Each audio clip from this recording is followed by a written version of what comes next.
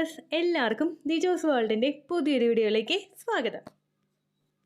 ഇന്നത്തെ വീഡിയോയിൽ സംസാരിക്കുന്നത് നിങ്ങളുടെ ശരീരത്തിലെ പ്രഗ്നൻസി ഹോർമോൺ 50-നടുത്തൊക്കെ വാല്യൂവിൽ എത്തിയിട്ടുണ്ടെങ്കിൽ നിങ്ങൾക്ക് ഉണ്ടാകാൻ സാധ്യതയുള്ള പ്രഗ്നൻസി ലക്ഷണത്തിനെ പറ്റിയിട്ടാണ് കേട്ടോ.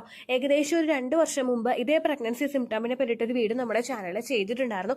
ആൻഡ് ആ ഒരു വീഡിയോയുടെ താഴെ തന്നെ ഒരുപാട് പേര് ചേച്ചി ഞങ്ങൾക്ക് ഈ ഒരു ലക്ഷണം ഉണ്ടായിരുന്നു, ഇത് പ്രഗ്നൻസിയുടെ ആണെന്ന് ഞങ്ങൾക്ക് അറിയില്ലായിരുന്നു, പക്ഷേ ടെസ്റ്റ് ചെയ്ത് നോക്കിയപ്പോൾ പോസിറ്റീവ് ആയി എന്നൊക്കെ പറഞ്ഞിട്ടുണ്ടായിരുന്നു കേട്ടോ. അപ്പോൾ അങ്ങനെയുള്ള ഏർലി പ്രഗ്നൻസി സിംറ്റംസ് ആണ് എന്തൊക്കെയാണെന്ന് നമുക്ക് നോക്കാം. വീഡിയോ നമുക്ക് സ്റ്റാർട്ട് ചെയ്യാം. ഇവിടെ ഏറ്റവും ആദ്യം വ്യത്യാസമുണ്ടാകുന്ന ശരീരഭാഗം നമ്മുടെ മൂക്കാണ്. പ്രഗ്നന്റ് ആയി കഴിഞ്ഞു കഴിഞ്ഞാൽ ഒരു സ്ത്രീയുടെ ഓരോ ശരീരഭാഗത്തും വ്യത്യാസങ്ങൾ കണ്ടുവരും. അവരുടെ തല മുതൽ പാദം വരെയുള്ള ഓരോ ഭാഗത്തും പ്രഗ്നന്റ് ആകുന്ന സമയത്ത് വ്യത്യാസം വരുമെന്നാണ് ഡോക്ടേഴ്സും അതുപോലെ തന്നെ ഇതുമായിട്ട് ബന്ധപ്പെട്ടിട്ടുള്ള പഠനങ്ങളും നമുക്ക് പറഞ്ഞു തരുന്നത്. ഇങ്ങനെയുള്ള വ്യത്യാസം വരാനായിട്ടുള്ള പ്രധാനപ്പെട്ട കാരണം എന്ന് പറയുന്നത്, നമ്മളൊരു അമ്മയാകുന്ന സമയത്ത്, ഒരു അമ്മയാകാനായിട്ട് നമ്മൾ തയ്യാറെടുക്കുന്ന സമയത്ത് നമ്മുടെ ഓരോ ശരീരഭാഗവും ആ ഒരു പ്രഗ്നൻസിയെ സപ്പോർട്ട് ചെയ്യാൻ വേണ്ടിയിട്ട് തയ്യാറായിക്കൊണ്ടിരിക്കും. ബാക്കിയുള്ള പ്രവർത്തനങ്ങളെല്ലാം ഒന്ന് മന്ദഗതിയിൽ പോയി കഴിഞ്ഞാലും നമ്മുടെ ശരീരത്തിന്, നമ്മുടെ കുഞ്ഞിനെ ഒന്ന് പ്രൊട്ടക്ട് ചെയ്യാൻ വേണ്ടിയിട്ട് നമ്മുടെ ശരീരത്തിലെ ഓരോ ഭാഗങ്ങളും ആത്മാർത്ഥമായിട്ട് പരിശ്രമിക്കുന്നു. ഇങ്ങനെയുള്ള ഒരു പരിശ്രമത്തിന്റെ ഭാഗമായിട്ട് നമ്മുടെ ശരീരഭാഗത്തിൽ ഓരോ ശരീരഭാഗത്തിലും ഇത്തരത്തിൽ വ്യത്യാസം കണ്ടുവരുന്നു. നമ്മൾ പ്രഗ്നന്റ് ആകുന്ന സമയത്ത് ഞാൻ വീഡിയോസിൽ ഒരുപാട് പറഞ്ഞിട്ടുണ്ട്, പ്രഗ്നൻസി നമുക്ക് തുടങ്ങുന്ന സമയത്ത് നമ്മുടെ നോർമലായിട്ട് ശരീരത്തിൽ എത്രത്തോളം ബ്ലഡ് സർക്കുലേഷൻ ആണ് ഉണ്ടായത് അതിനേക്കാളും ഇരട്ടിയായിരിക്കും ബ്ലഡ് സർക്കുലേഷൻ ഉണ്ടാവുന്നത്. നമ്മുടെ ശരീരം ഏറ്റവും കൂടുതൽ എനർജറ്റിക് ആയിട്ടിരിക്കുന്ന ഒരു സിറ്റുവേഷൻ ആയിരിക്കും. എനർജറ്റിക് എന്ന് പറയുന്നത് നമ്മൾ ഹോർമോൺസിന്റെ കാര്യം മൂലം നമ്മളൊന്ന് ഡൗൺ ആവാനായിട്ട് സാധ്യതയുണ്ട്. പക്ഷെ നമ്മുടെ ശരീരം വളരെ ക്രിയാത്മകമായിട്ട് കാര്യങ്ങൾ ചെയ്യുന്ന ഒരു സമയമാണ് പ്രഗ്നൻസി ടൈം പീരീഡ് എന്ന് പറയുന്നത്. ഈ ഒരു പ്രഗ്നൻസി സമയത്ത് നമ്മുടെ ശരീരത്തിലെ ബ്ലഡ് സർക്കുലേഷൻ നോർമലി ഉണ്ടായതിനേക്കാളും ഇൻക്രീസ് ആകുന്നതിന്റെ ഭാഗമായിട്ട് നമ്മളുടെ ശരീരത്തിലെ ബ്ലഡ് സർക്കുലേഷൻ ഇൻക്രീസ് ആകുന്നത് മൂലം ഓരോ ശരീരഭാഗത്തും അതിനനുസരിച്ച് വ്യത്യാസം വരുന്നു. ഇംപ്ലാന്റേഷൻ കഴിഞ്ഞതിന് ശേഷം തന്നെ നമുക്കവിടെ പ്രഗ്നൻസി സക്സസ്ഫുൾ ആയി കഴിഞ്ഞു കഴിഞ്ഞാൽ നമ്മുടെ ബൂക്കിന്റെ സൈസ് ജസ്റ്റ് ഒന്ന് ഇൻക്രീസ് ആകുന്നതായിട്ട് നമുക്ക് ഫീൽ ചെയ്യുക മാത്രമല്ല ആ ഒരു മാറ്റം പല സ്ത്രീകളിലും ഉണ്ടാവുകയും ചെയ്യുന്നു. അതുപോലെ തന്നെ നമ്മുടെ മൂക്ക് ഒന്ന് വിടർന്നു നിൽക്കുന്നതായിട്ടും നമുക്ക് അനുഭവപ്പെടുന്നു. ചില സ്ത്രീകളിൽ ഫസ്റ്റ് ട്രൈമസ്റ്ററിന്റെ ഒരു സ്റ്റേജ് എന്ന് പറയുന്നത് നമുക്ക് മൂക്കിന് ഒരുപാട് ബുദ്ധിമുട്ടുകൾ അനുഭവപ്പെടുന്ന ഒരു സ്റ്റേജ് ആണ്. അതുപോലെ തന്നെ നമുക്ക് ജലദോഷം കൂടുതലായിട്ട് ഉണ്ടാകുന്ന ഒരു സ്റ്റേജും കൂടിയാണ്. ആ ഒരു സെൻസേഷൻ ആയിരിക്കും നമുക്ക് എപ്പോഴും ഉണ്ടാവുന്നത്. നമുക്ക് മൂക്കൊന്ന് ഉയർന്നതായിട്ട് നമുക്ക് അനുഭവപ്പെടാം, മൂക്കിന്റെ സൈസിലൊന്ന് വ്യത്യാസം വരുന്നതായിട്ട് നമുക്ക് അനുഭവപ്പെടാം, മൂക്കൊന്ന് വിടർന്നിരിക്കുന്നതായിട്ട് നമുക്ക് അനുഭവപ്പെടാം. അപ്പോൾ ഈ 2 മാറ്റങ്ങളാണ് നമുക്ക് മൂക്കിൽ ഏറ്റവും കൂടുതൽ ഉണ്ടാകുന്ന പ്രഗ്നൻസി ലക്ഷണം എന്ന് പറയുന്നത്. ഇനി അടുത്തതായിട്ടൊരു മാറ്റം ഉണ്ടാകുന്നത് നമ്മുടെ വജൈനൽ ഭാഗത്താണ്. സംസാരിക്കാനായിട്ട് പോകുന്നത് വജൈനൽ പ്രഷറിനെ പറ്റിയിട്ടാണ്. പ്രഗ്നൻസിയുടെ ഒരു 2nd ട്രൈമസ്റ്റർ മുതൽ പല സ്ത്രീകൾക്കും വജൈനൽ പ്രഷർ അനുഭവപ്പെടാം. ഈ ഒരു പ്രഷർ നമുക്ക് ഉണ്ടാകുന്നത് നമ്മുടെ ബെല്ലി ഗ്രോ ആകുന്നതിനനുസരിച്ച്, നമ്മുടെ കുഞ്ഞു വളരുന്നതിനനുസരിച്ചിട്ടൊക്കെ ആയിരിക്കും ഈ ഒരു വജൈനൽ പ്രഷർ നമുക്ക് ഉണ്ടാകാറുള്ളത്. എന്നാൽ നേരെ മറിച്ച് പ്രഗ്നൻസിയുടെ സ്റ്റാർട്ടിംഗ് സ്റ്റേജിൽ തന്നെ പല സ്ത്രീകളിലും ഇത്തരത്തിലുള്ള വജൈനൽ പ്രഷർ ഉണ്ടാകാറുണ്ട്. ഇങ്ങനെ പ്രഷർ ഉണ്ടാകാനായിട്ടുള്ള പ്രധാനപ്പെട്ട കാരണം എന്ന് പറയുന്നത് നമ്മളുടെ ശരീരത്തിൽ പ്രൊഡ്യൂസ് ആകുന്ന റിലാക്സൻ എന്ന് പറയുന്ന ഹോർമോണാണ്.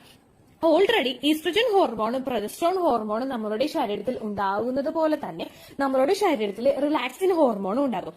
പക്ഷേ ഇതിന്റെ വാല്യൂ എന്ന് പറയുന്നത് ഒരു ബ്ലഡ് ടെസ്റ്റിൽ ഡിറ്റക്ടബിൾ ആയിട്ടുള്ള ഒരു റേഞ്ചിലുള്ളതായിരിക്കില്ല, വളരെ കുറച്ചായിരിക്കും ഇതിന്റെ വാല്യൂ ഉണ്ടാകുന്നത്. എന്നാൽ നമ്മൾ പ്രഗ്നന്റ് ആയി കഴിയുമ്പോഴേക്കും നമ്മളുടെ ശരീരത്തിൽ റിലാക്സിൻ ഹോർമോണിന്റെ അളവ് കൂടുന്നു.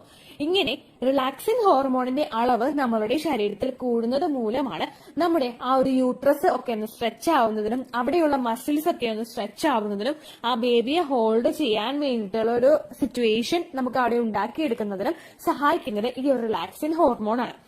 ഇത്തരത്തിൽ റിലാക്സിൻ ഹോർമോൺ നമ്മളുടെ ശരീരത്തിൽ കൂടുന്നതിന്റെ ഭാഗമായിട്ട് നമുക്ക് പലതരത്തിലുള്ള സൈഡ് എഫക്ട്സ് ഉണ്ടാകും. ജോയിന്റ് പെയിൻ, കാല് വേദന, ആംഗിളിലെ വേദന, അതുപോലെ നമുക്ക് പെൽവിക്കിന്റെ ഭാഗത്ത് വേദന, വജൈനൽ പെയിൻ, ഇങ്ങനെ വജൈനൽ പ്രഷർ, ഇങ്ങനെയുള്ള കാര്യങ്ങൾ നമുക്ക് അനുഭവപ്പെടാം.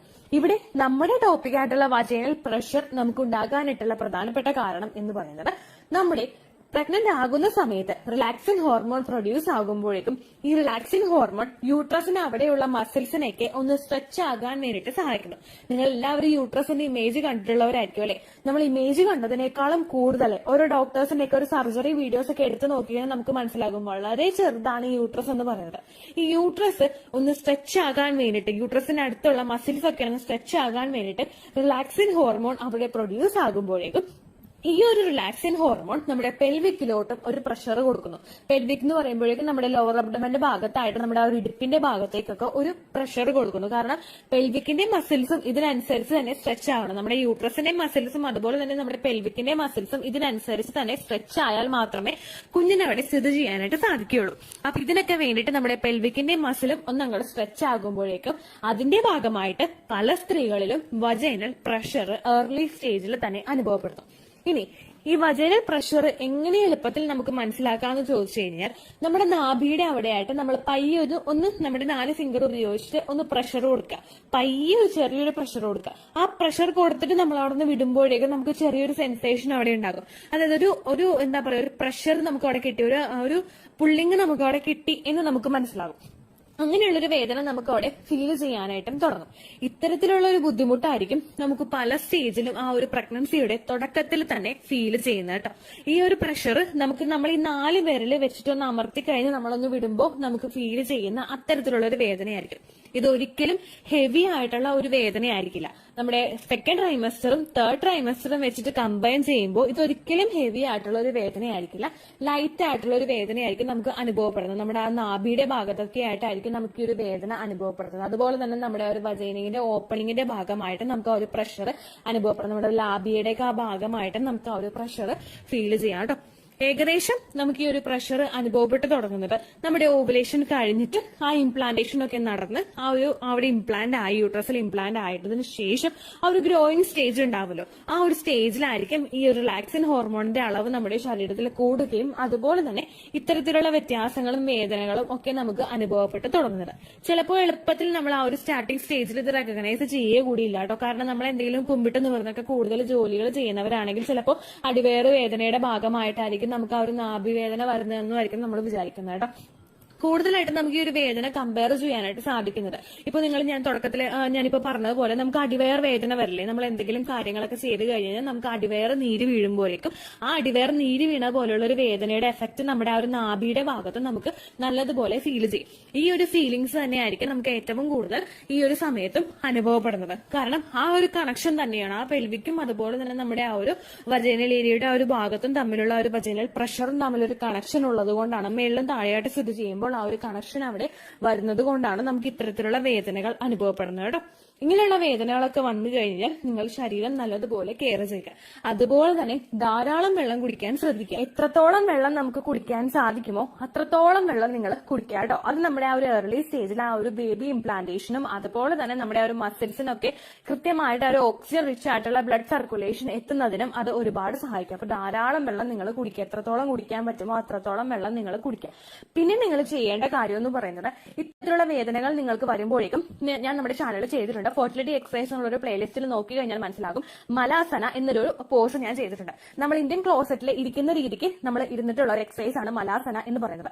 ഇത് നമ്മുടെ ഒരു പെൽവിക്കിന്റെ മസിൽസിലോട്ടൊക്കെ കൃത്യമായിട്ട് ബ്ലഡ് സർക്കുലേഷൻ എത്തിക്കുന്നതിന് വേണ്ടിയിട്ട് സഹായിക്കുന്നു. ഈ ബ്ലഡ് സർക്കുലേഷൻ അങ്ങോട്ട് കൂടി കഴിഞ്ഞാൽ ആ മസിൽസ് ഒക്കെ ഈസിലി അങ്ങോട്ട് സ്ട്രെച്ച് ആവുകയും നമുക്ക് ഒരുപാട് വേദന അനുഭവിക്കേണ്ടതായിട്ട് വരാതിരിക്കുകയും ചെയ്യുന്നു. അതുപോലെ തന്നെ ഇങ്ങനെ ബ്ലഡ് സർക്കുലേഷൻ കൂടുന്നതിന്റെ ഭാഗമായിട്ട് കൂടുതൽ പ്രഷർ നമ്മുടെ ആ ഒരു വജൈനയുടെ ഭാഗത്തും ഉണ്ടാകുന്നത് അങ്ങോട്ട് കുറയോട്ടോ. കാരണം ബ്ലഡ് സർക്കുലേഷൻ കൃത്യമായിട്ട് നടന്നു കഴിഞ്ഞാൽ ആ മസിൽസ് ഒക്കെ ഒന്ന് സ്ട്രെച്ച് ആവുന്നതിനും ഡൈല്യൂട്ട് ആവുന്നതിനും ഒക്കെ ഇത് ഒരുപാട് സഹായിക്കും. അതുപോലെ തന്നെ മറ്റുള്ള ഫെർട്ടിലിറ്റി എക്സസൈസുകളും നിങ്ങൾക്ക് ചെയ്യാവുന്നതാണ്. ലെഗ് അപ്പ് ദ വാൾ എക്സസൈസും ഒക്കെ നിങ്ങൾക്ക് ചെയ്യാവുന്നതാണ്. ഇതെല്ലാം ആ ഒരു പ്രഗ്നന്റ് ആകാനായിട്ട് സാധ്യത ഇൻക്രീസ് ചെയ്യും. ഞാൻ ഈ പറഞ്ഞിട്ടുള്ള 2 പ്രഗ്നൻസി ലക്ഷണവും നിങ്ങൾക്കില്ലെങ്കിൽ നിങ്ങൾ വിഷമിക്കേണ്ട ആവശ്യമില്ല. എക്സ്പെക്റ്റഡ് പീരിയഡ് ഡേറ്റിൽ ബ്ലീഡിങ് വരുന്നുണ്ടോ എന്ന് മാത്രം നിങ്ങൾ ശ്രദ്ധിക്കുക. ഇനി ആ പീരിയഡ് ഡേറ്റിൽ നിങ്ങൾക്ക് ബ്ലീഡിങ് ഉണ്ടാവുകയാണെങ്കിൽ ആ പോകുന്ന രക്തത്തിൻ്റെ അളവ് എത്രത്തോളം ആണെന്നുള്ളതും കൂടി നിങ്ങൾ മോണിറ്റർ ചെയ്യുക. നോർമലി പോകുന്നതിനനുസരിച്ചിട്ട് ബ്ലീഡിങ് വളരെയധികം കുറവാണെങ്കിൽ മസ്റ്റായിട്ട് നിങ്ങൾ കാർഡ് ഉപയോഗിച്ചിട്ട് തന്നെ ടെസ്റ്റ് ചെയ്ത് നോക്കുക കേട്ടോ. കാർഡ് ടെസ്റ്റ് ചെയ്യേണ്ടത് എപ്പോഴും രാവിലത്തെ ആദ്യത്തെ യൂറിൻ എടുത്തിട്ട് വേണം ടെസ്റ്റ് ചെയ്ത് നോക്കാൻ വേണ്ടിയിട്ട്. നിങ്ങൾ ഇടനേരങ്ങളിലാണെങ്കിൽ ടെസ്റ്റ് ചെയ്ത് നോക്കുന്നതെങ്കിൽ 4 മണിക്കൂറോളം വെള്ളം കുടിച്ചിട്ടില്ല എന്ന് ഉറപ്പ് വരുത്തിയതിന് ശേഷം മാത്രം നിങ്ങൾ പ്രഗ്നൻസി ടെസ്റ്റ് ചെയ്ത് നോക്കാം കേട്ടോ. ഡേറ്റ് മിസ്സായ 5 ദിവസമെങ്കിലും കഴിഞ്ഞിട്ട് വേണം നമ്മൾ പ്രഗ്നൻസി ടെസ്റ്റ് ചെയ്ത് നോക്കാൻ കേട്ടോ. ഇത്രയേ ഉള്ളൂ വീഡിയോ. യൂസ്ഫുൾ ആയി കാണുമെന്ന് വിശ്വസിക്കുന്നു. യൂസ്ഫുൾ ആവുന്നുണ്ടെങ്കിൽ ലൈക്ക് ചെയ്യുക, ഫ്രണ്ട്സിനൊക്കെ ഷെയർ ചെയ്ത് കൊടുക്കുക കേട്ടോ. എന്തെങ്കിലും സംശയം ഉണ്ടെങ്കിൽ നിങ്ങൾ കമന്റ്സിൽ ചോദിക്കുക. പണ്ടത്തെ വീഡിയോയ്ക്ക് കമന്റ്സ് ഇടുന്നവർക്ക് റിപ്ലൈ ലഭിക്കുന്നില്ലെങ്കിൽ ലേറ്റസ്റ്റ് ആയിട്ട് ഞാൻ ഏത് വീഡിയോ ആണോ അപ്ലോഡ് ചെയ്യുന്നത് അതിന് താഴെ കമന്റ് ഒന്ന് കോപ്പി പേസ്റ്റ് ചെയ്യാനായിട്ട് ശ്രദ്ധിക്കുക കേട്ടോ. അതുപോലെ ഓവുലേഷൻ ഡേറ്റ് കാൽക്കുലേറ്റ് ചെയ്ത് തരാനായിട്ട് റിക്വസ്റ്റ് ചെയ്യുന്ന ആളുകൾ എത്രയാണോ സൈക്കിൾ ലെങ്ത് അത് മെൻഷൻ ചെയ്യാനായിട്ട് ശ്രദ്ധിക്കുക. സൈക്കിൾ ലെങ്ത് എന്നതുകൊണ്ട് ഉദ്ദേശിച്ചത് ഓരോ മാസവും എത്ര ദിവസം കൂടുമ്പോഴാണോ ബ്ലീഡിങ് വരുന്നത് അതാണ് സൈക്കിൾ ലെങ്ത്. കഴിഞ്ഞ മാസം ഒരു 8-ാം തീയതിയാണ് ബ്ലീഡിങ് ആയതെങ്കിൽ ഈ മാസം 6-ാം തീയതിയാണ് ബ്ലീഡിങ് ആയതെങ്കിൽ കഴിഞ്ഞ മാസം 8-ാം തീയതി മുതൽ ഈ മാസം 6-ാം തീയതി വരെ എത്ര ദിവസമുണ്ടോ അത് കാലണ്ടറിൽ എണ്ണി തിട്ടപ്പെടുന്നതാണ് നിങ്ങളുടെ സൈക്കിൾ ലെങ്ത്. സൈക്കിൾ ലെങ്ത് നമ്മൾ കൃത്യമായിട്ട് കാൽക്കുലേറ്റ് ചെയ്യുകയാണെങ്കിൽ ഓവുലേഷൻ ഡേറ്റ് എളുപ്പത്തിൽ കണ്ടുപിടിക്കാൻ വേണ്ടിയിട്ട് ഒരുപാട് ആപ്ലിക്കേഷൻസും ഒരുപാട് ഓൺലൈൻ ആയിട്ടുള്ള വെബ്സൈറ്റുകളും ഇന്ന് നമുക്ക് അവൈലബിൾ ആണ്. പ്ലേ സ്റ്റോറിൽ പോയിട്ട് ഓൺലൈൻ ഓവുലേഷൻ ട്രാക്കർ എന്ന് ടൈപ്പ് ചെയ്ത് കഴിഞ്ഞാൽ നിങ്ങൾക്ക് അതുമായിട്ട് ബന്ധപ്പെട്ടിട്ടുള്ള ആപ്ലിക്കേഷൻസ് കിട്ടും. അത് പറ്റുന്നില്ല എങ്കിൽ ഗൂഗിളിൽ പോയിട്ട് ഓൺലൈൻ ഓവുലേഷൻ കാൽക്കുലേറ്റർ എന്ന് ടൈപ്പ് ചെയ്ത് കഴിഞ്ഞാൽ അതുമായിട്ട് ബന്ധപ്പെട്ടിട്ടുള്ള വെബ്സൈറ്റുകൾ നിങ്ങൾക്ക് കിട്ടും. അതിൽ നിങ്ങളുടെ ലാസ്റ്റ് മന്തിലെ മെൻസ്ട്രേഷന്റെ ഡേറ്റും ഒപ്പം ഞാൻ ഈ പറഞ്ഞ രീതിക്ക് നിങ്ങൾ കാൽക്കുലേറ്റ് ചെയ്യുന്ന സൈക്കിൾ ലെങ്ത്തും എൻ്റർ ചെയ്ത് കൊടുക്കുകയാണെങ്കിൽ നിങ്ങൾക്ക് കൃത്യമായിട്ട് ഓവുലേഷൻ ഡേറ്റ് കണ്ടുപിടിക്കാനായിട്ട് സാധിക്കും. ഫെർട്ടൈൽ ടൈം പീരീഡും നിങ്ങൾക്ക് കിട്ടും. അതായത് എത്ര ദിവസം മുതൽ കോണ്ടാക്ട് ചെയ്ത് തുടങ്ങിക്കഴിഞ്ഞാൽ നിങ്ങൾ പ്രഗ്നന്റ് ആകും എന്നുള്ളൊരു ഡേറ്റും നിങ്ങൾക്ക് പ്രോപ്പറായിട്ട് കിട്ടും കേട്ടോ. ഇത് കാൽക്കുലേറ്റ് ചെയ്യുന്ന സമയത്ത് സൈക്കിൾ ലെങ്ത് കാൽക്കുലേറ്റ് ചെയ്യുന്ന സമയത്ത് നിങ്ങളുടെ ആ ഒരു കലണ്ടറിൽ നോക്കി തന്നെ നിങ്ങൾ കാൽക്കുലേറ്റ് ചെയ്യുക. പല മാസങ്ങളിലും 30-31 ദിവസമുണ്ട്, അതുകൊണ്ടാണ് അങ്ങനെ പറഞ്ഞത്. ഒപ്പം നിങ്ങൾക്ക് ബ്ലീഡിങ് തുടങ്ങിയ ദിവസത്തിന് വേണം നിങ്ങൾ ഡേ 1 ആയിട്ട് എടുക്കാൻ വേണ്ടിയിട്ട്. സ്പോട്ടിങ് തുടങ്ങിയ ദിവസത്തിനെ, അതായത് ചെറുതായിട്ട് ഡിസ്ചാർജ് പോയി തുടങ്ങിയ ദിവസത്തിനെ നിങ്ങൾ കൺസിഡർ ചെയ്യേണ്ട ആവശ്യം ഇല്ല കേട്ടോ. അപ്പൊ ഇത്രയേ ഉള്ളൂ വീഡിയോ. അടുത്തൊരു വീഡിയോ ആയിട്ട് നമുക്ക് വീണ്ടും കാണാം. ബൈ.